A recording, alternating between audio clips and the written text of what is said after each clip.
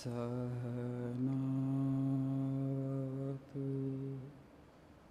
Sahano Bhunaktu Sahaviyam Karavavahai Tejasvi Navadhitamastu Ma Vidvishavai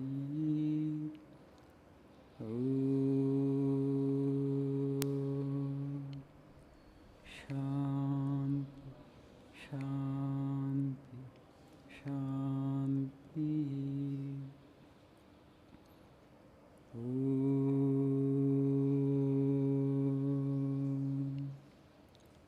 Asato Ma Sadgamaya Tamaso Ma Jyotirgamaya Mrityo Ma Mritangamaya Om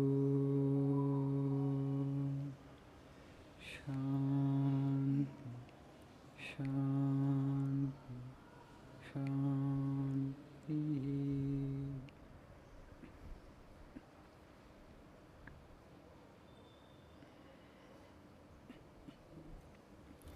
Good morning, guten Morgen, bonjour.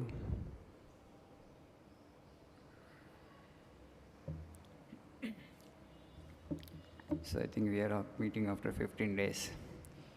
In between 1 week, I couldn't see you. I'm fine. How are you? So for one week, you are behind the screens.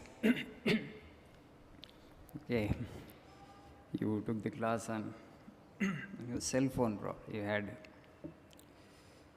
How was that experience? Okay? Now and then online class okay for you? No? Right, you opted for offline to the extent possible. Okay, we will conduct only offline for you. Right, please see page number 112 for today's topic.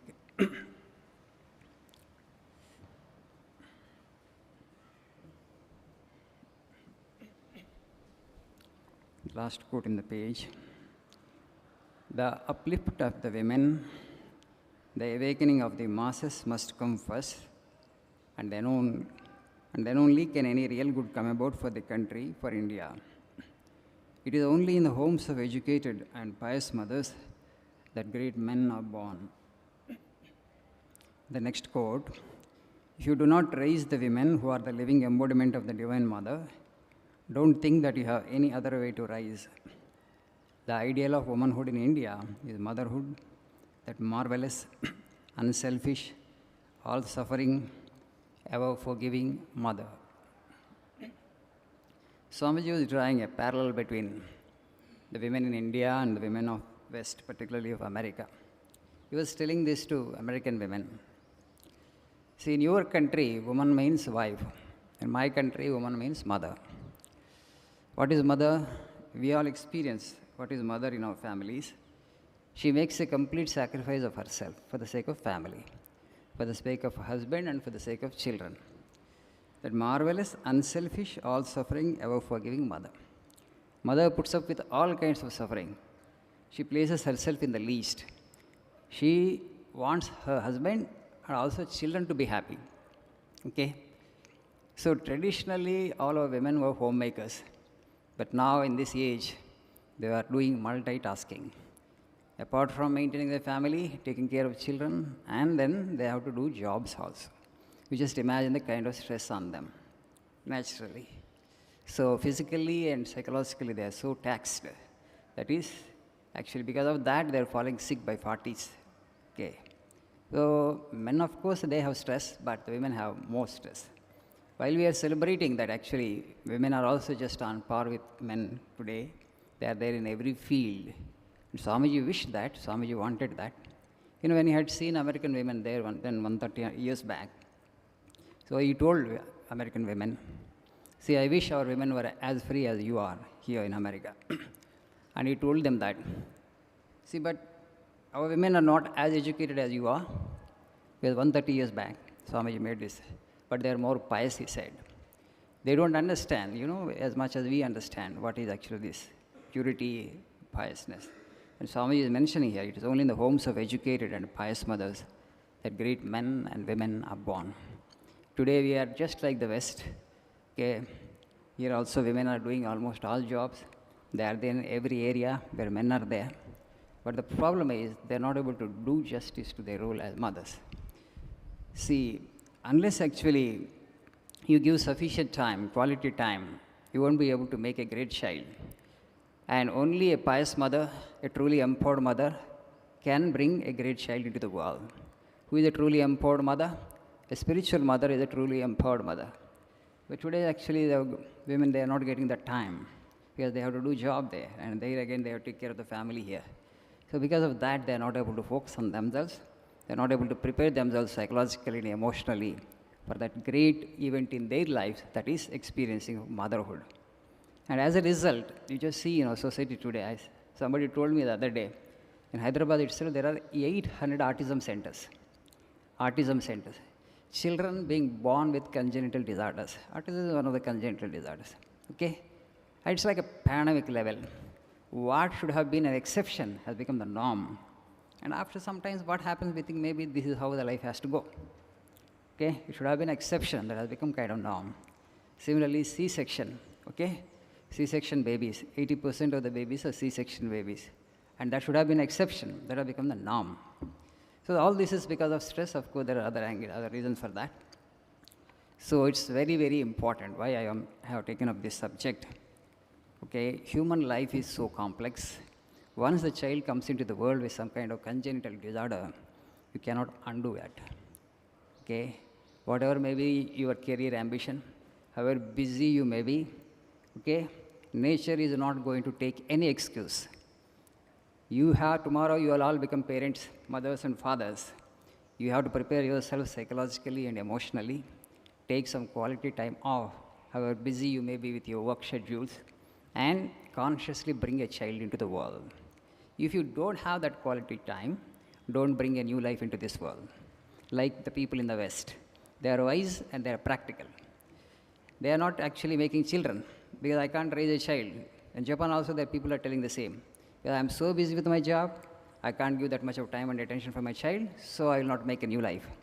I won't make the child suffer. They are very clear, very practical. But in our country, today you are here to learn the language. Tomorrow you get a job. Day after tomorrow you are married. 2 days after, you're a father, a mother.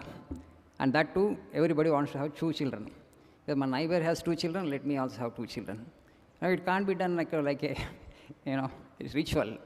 You can't do it mechanically and unconsciously. It's not a duty, it's not a right. Not everybody need to go for marriage. Okay? You may not become a monk, but there are so many people in the society who are unmarried, but they have become, they have reached great heights in their own professions. For example, Dr. Abdul Kalam, a former president, the late president. Okay? He was an unmarried person. A former prime minister, late Atal Bihar Vajpayee ji, he was not married. Today also we have union ministers like Sonowal, Sarvanand Sonowal, I think, unmarried, union cabinet minister. And also there Manohar Thakkar. He is also unmarried, West Bengal chief minister, Mamata Banerjee's minister. See, not necessarily everybody should become a monk if you are unmarried. It means, yes, marriage is a great responsibility. And after marriage in India, invariably, you will all become parents, fathers and mothers. See, as a generation, we have to have one goal. What is that? The next life that I am going to bring into this world should be better than what I am, what we are. If you have that ambition, and if you nurture that ambition and consciously bring the child into the world, that will obviously, invariably, a great life. So, nature won't take any excuses. నా దగ్గర అప్పుడు సరిగ్గా సమయం లేకపోయింది, నేను కెరియర్తో చాలా బిజీగా ఉన్నాను, I was full of stress, I was full of angst, okay? That's how actually, you cannot undo it. The child has come into the world with some kind of disorder. So it's very, very important. If you can't become pious, and if you can't become spiritual, and if you can't bring an exceptional life, at least a healthy life you bring into the world. A healthy baby is your right.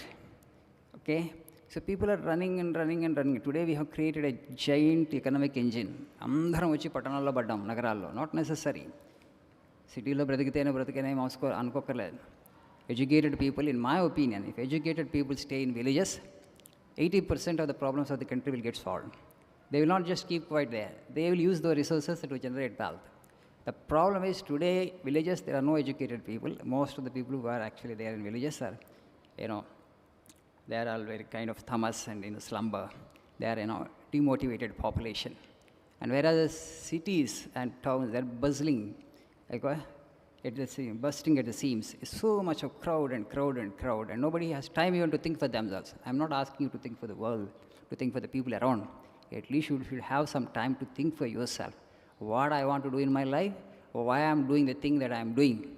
Everything that we do in our life, we do only to enhance our happiness, whether it is job or marriage or becoming a parent. Do it consciously. Is it helping me to enhance my happiness? Is it likely to help enhance my happiness? If it can't, then why should I do that? What I'm doing, what I'm going to do. Don't do it. Particularly making a child should not be done unconsciously. Both the parents should prepare themselves psychologically and emotionally, and then actually you have to bring a new life into this world. Otherwise, you are committing a crime against the baby. Okay?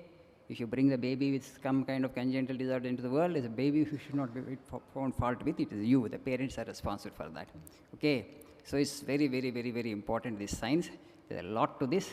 The remaining ideas, of course, I need a 2.5-hour lecture for this. Okay? It's such a subject to detail it and to tell you every aspect of it. But anyway, something more I will share you next week. Thank you. Have a nice day.